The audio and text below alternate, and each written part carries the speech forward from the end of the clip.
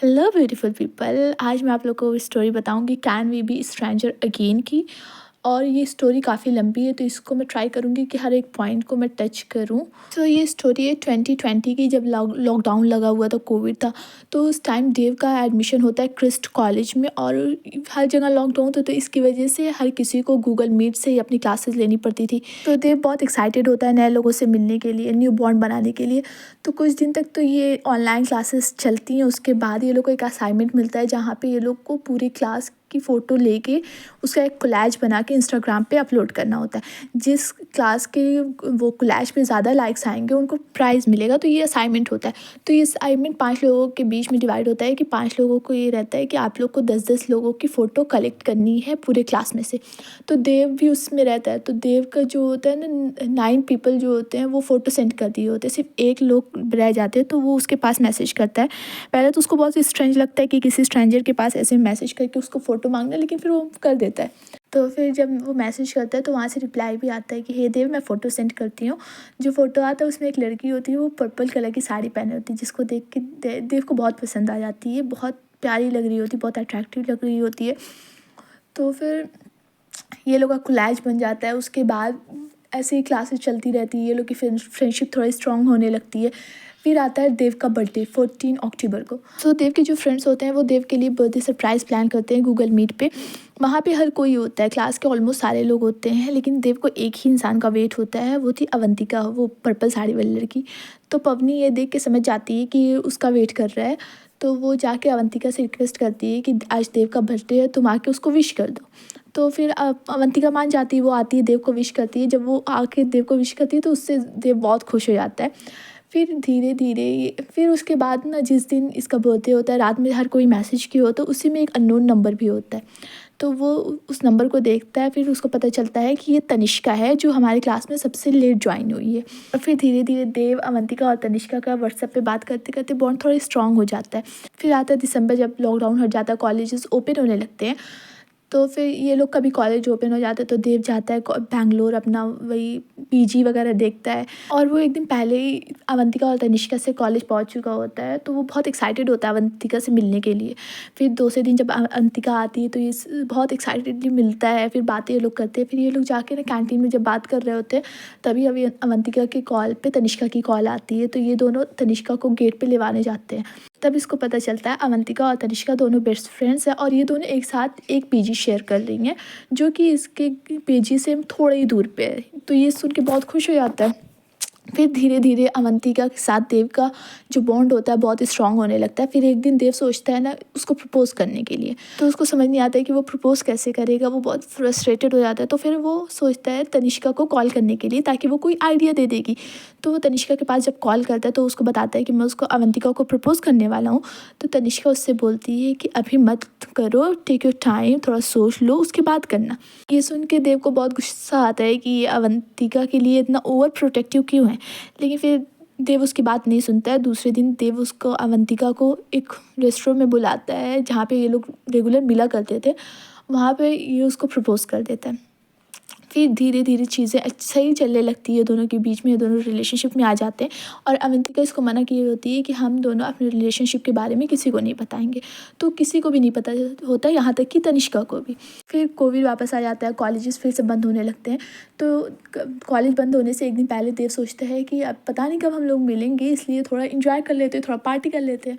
तो देव तनिष्का और अवंतिका को अपने रूम पे बुलाता है। तो ये लोग बहुत मतलब इंजॉय करते हैं, कार्ड्स खेलते हैं, एक दूसरे से बातें करते हैं। तो उसी रात देव को पता चलता है कि अवंतिका जो है वो सिगरेट भी पीती है। फिर ये उसके लिए थोड़ा मतलब होता है ना, बहुत शॉकिंग होता है, लेकिन फिर भी वो कुछ नहीं बोलता है। वो ये लोग जब कार्ड्स खेल रहे होते हैं तभी अवंतिका के फ़ोन पे एक मैसेज आता है, जो कि मेहुल का होता है, अवंतिका के एक्स बॉयफ्रेंड का। ये देख के देव को बहुत बुरा लगता है कि अवंतिका अभी भी अपने एक्स बॉयफ्रेंड के टच में है। लेकिन उस टाइम भी वो कुछ नहीं बोलता है। तब तनिष्का के पेरेंट्स की कॉल आ जाती है और वो वहाँ से चली जाती है। फिर उसके बाद काफ़ी देर बाद ये उससे पूछता है कि तुम अभी भी मेहुल के टच में हो। तो वो बताती है कि हाँ, वो उसका फैमिली फ्रेंड है। तो ऐसे ही ये लोग नॉर्मल बात करते हैं एज अ फ्रेंड। तो देव सोचता है क्या एक्स भी कभी फ्रेंड्स हो सकते हैं, लेकिन फिर वो ज़्यादा डीप डाउन नहीं जाता और लेट गो कर देता है। फिर कोविड में सब अपने अपने घर चले जाते हैं। थोड़े दिन तक तो ये लोग की बात होती है कॉल पे सही से, लेकिन फिर उसके बाद अवंतिका जो होती है उसकी कॉल हमेशा बिजी जाने लगती है। जब भी वो कॉल करता है उसकी कॉल बिजी होती है। वो ज़्यादा उससे बात नहीं करती, उसका फ़ोन पूरी पूरी रात बिज़ी रहता है। तो ये सब देख के देव को बहुत बुरा लगता है। फिर जब लॉकडाउन हट जाता है, फिर उससे कॉलेजेस ओपन होने लगते हैं, तो तनिष्का और देव कॉलेज आ जाते हैं। अवंतिका नहीं आती क्योंकि उसकी कोई फैमिली प्रॉब्लम थी, इसकी वजह से वो नहीं आती कॉलेज। तो फिर आता है देव का बर्थडे। तो देव के बर्थडे के दिन उसके डोर पे 11:30 पे नॉक होता है। जब वो खोलता है, उसको लगता है कि अवंतिका ने उसके लिए कोई सरप्राइज़ भेजा है या ऐसा कुछ। जब वो दरवाज़ा खोलता है तो उसके सामने तनिष्का होती है, जिसको देख के वो थोड़ा मतलब उसको बुरा लगता है कि मैं किसके बारे में सोच रहा था और यहाँ पे कौन है। फिर ये लोग बैठ के बातें करते हैं एक दूसरे से, और 12 बजते ही सबके मैसेजेस आने लगते हैं देव के पास, लेकिन एक इंसान का मैसेज नहीं आता, वो है अवंतिका। काफ़ी देर हो जाती है, मिडनाइट हो जाता है, लेकिन तब भी अवंतिका का कोई मैसेज नहीं आता है। फिर तनिष्का के फ़ोन पे कॉल आती है अवंतिका की, तो ये बोलता है स्पीकर पे डालो। जब वो स्पीकर पे करती है तो ये बोलती है, मेरे से बहुत बड़ी मिस्टेक हो गई, आज देव का बर्थडे था, मैं उसको विश नहीं कर पाई, मैं मेहुल के साथ कॉल पे थी। तो अब तनिष्का जल्दी से ये स्पीकर ऑफ करके साइड में जाके उससे बात करके आती है। तभी देव के फ़ोन पे कॉल आती है अवंतिका की। तो वो कॉल जब उठाता है तो वो उससे बोलती है कि सॉरी देव, मैं रात में सो गई थी, पता नहीं कैसे, मुझे नहीं याद था। लेकिन तनिष्का उसको मना कर देती है कि बताना मत, कि उसको पता है कि ये सोई नहीं थी। तो देव कुछ नहीं बोलता है, और जब कॉल रख देता है तो उसको बहुत बुरा लगता है और वो वहीं पे बैठ के रोने लगता है। फिर उसके बाद धीरे धीरे तनिष्का और देव की फ्रेंडशिप बहुत ज़्यादा स्ट्रांग हो जाती है। ये दोनों हर चीज़ एक दूसरे के बारे में शेयर करने लगते हैं। तो एक दिन तनिष्का पूछती है देव से कि तुम्हारी फर्स्ट प्रायोरिटी कौन है। तो देव बोलता है कि ऑफ कोर्स अवंतिका, क्योंकि वो मेरी गर्लफ्रेंड है। ये सुन के वो तनिष्का को बहुत हर्ट होता है और वो वहाँ से चली जाती है। फिर तनिष्का इसको इग्नोर करने लगती है, इससे ज़्यादा बातें वातें नहीं करती है। तो फिर आता है तनिष्का का बर्थडे। जब ये इसके घर जाता है इसको सरप्राइज़ करने के लिए, जैसे ये करती है हमेशा, तो ये सोचता है मैं भी इसका बर्थडे स्पेशल बनाऊंगा। तो ये इसके घर, इसके पीजी पे जाता है। तब तब तनिष्का इसको बताती है कि मैं रिलेशनशिप में हूँ। ये सुन के इसको बहुत बुरा लगता है, बहुत जेलसी फील होती है। फिर दूसरे दिन अवंतिका आ जाती है तो सब नॉर्मल चलने लगता है। देव तनिष्का को इतना मिस भी नहीं करता है। फिर धीरे धीरे एक दिन ऐसे ही अवंतिका उससे बोलती है कि उसके पीरियड्स चल रहे हैं, इस वजह से वो उससे मिल नहीं पाएगी। तो उसको देव उसको कॉल करता है, तो वो कॉल रिसीव नहीं करती है। तो उसको लगता है कि क्या पता इसकी तबीयत ज़्यादा ख़राब है, तो इसलिए अवंतिका के लिए वो चीज़ ब्रस्ट पिज़्ज़ा लेके उसके पीजी पे जाता है।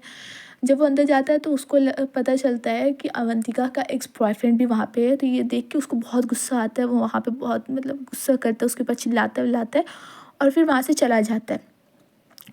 फिर उसके बाद ये लोग काफ़ी दिन तक बातें नहीं करते हैं। देव जब भी उसको देखता है वो क्लास में किसी न किसी से चैटिंग कर रही होती है फ़ोन पे।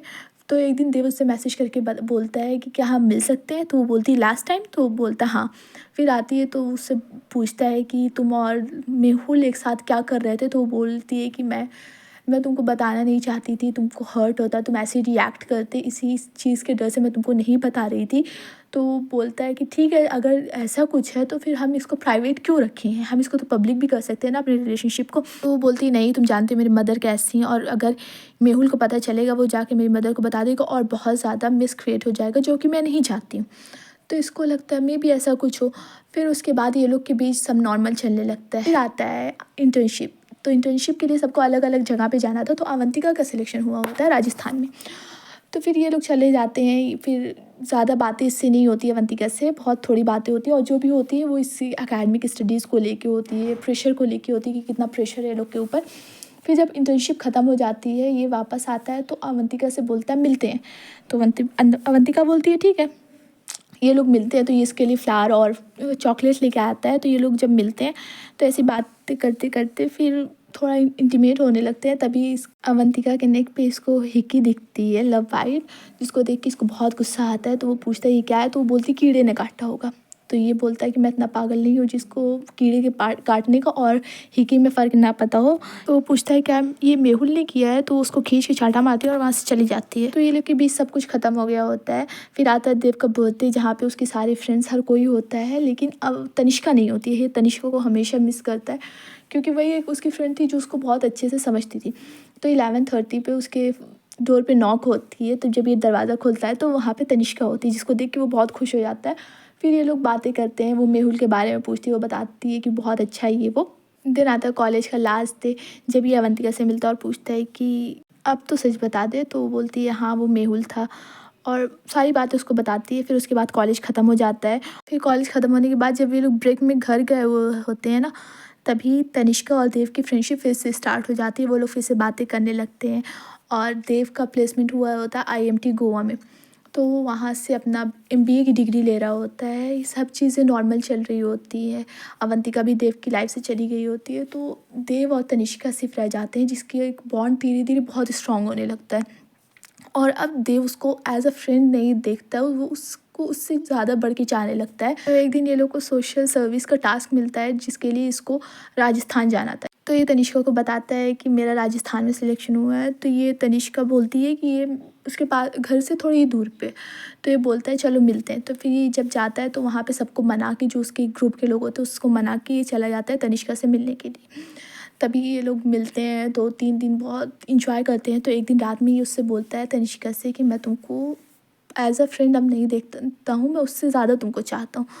तो तनिष्का बोलती है कि बासु मैं इस चीज़ के लिए रेडी नहीं हूँ और मैं एज़ अ फ्रेंड ही रहना चाहती हूँ, मैं किसी के साथ रिलेशनशिप में नहीं आना चाहती हूँ। हम लोग जो अपने जो होते हैं बाउंड्री मेंटेन रखते हैं। तो ये बोलता है ठीक है। फिर ये लोग की लाइफ ऐसे ही नॉर्मल चलने लगती है। फिर काफ़ी दिन बाद तनिष्का मुंबई आई होती है। तो इसको ये सुन के देव बहुत एक्साइटेड होता है और उससे मिलना चाहता है। तो उससे बोलता है मिलते हैं। तो तनिष्का तो ज़्यादा एक्साइटेड नहीं होती, लेकिन फिर वो बोलती है ठीक है मिलते हैं। तो ये लोग मिलते हैं, रेस्टोरेंट में खाना खाते हैं। उसके बाद ये लोग का प्लान होता है कि मूवी देखते हैं। जब ये लोग मूवी देखने जाते हैं तो देव उसका हाथ पकड़ता है। तो वो अपना हाथ साइड कर लेती है, जिसको देख के देव को बहुत बुरा लगता है और उसको समझ में आता है कि ये अपनी बाउंड्री को क्रॉस कर रहा है। फिर उसके बाद तनिष्का उससे मिल के चली जाती है। फिर तनिष्का जो होती है ना, इस देव को बहुत कम टाइम देने लगती है। उसके पास अब देव के लिए टाइम नहीं रह गया होता, वो बहुत बिज़ी रहने लगती है। तो देव उससे पूछता है तुम इतनी बिज़ी हो गई हो कि तुम्हारे पास मेरे लिए टाइम नहीं है। तो वो बोलती है कि हाँ मैं अपने अपने इसको इंटर्नशिप को लेके बहुत ज़्यादा बिज़ी हूँ और मैं नहीं हैंडल कर पा रही हूँ सब चीज़ें। तो ये बोलता है तुम कर नहीं रही हो या करना नहीं चाहती हो। तो बोलती है कि हाँ मैं करना नहीं चाहती हूँ। बहुत रूड वे में बोल के वो कॉल कट कर देती है। फिर उसके पास मैसेज करती है कि अब हम लोग फ्रेंड भी नहीं रह सकते हैं, तो हम इसको ख़त्म करते हैं। तो ये देख के मैसेज देव को बहुत बुरा लगता है।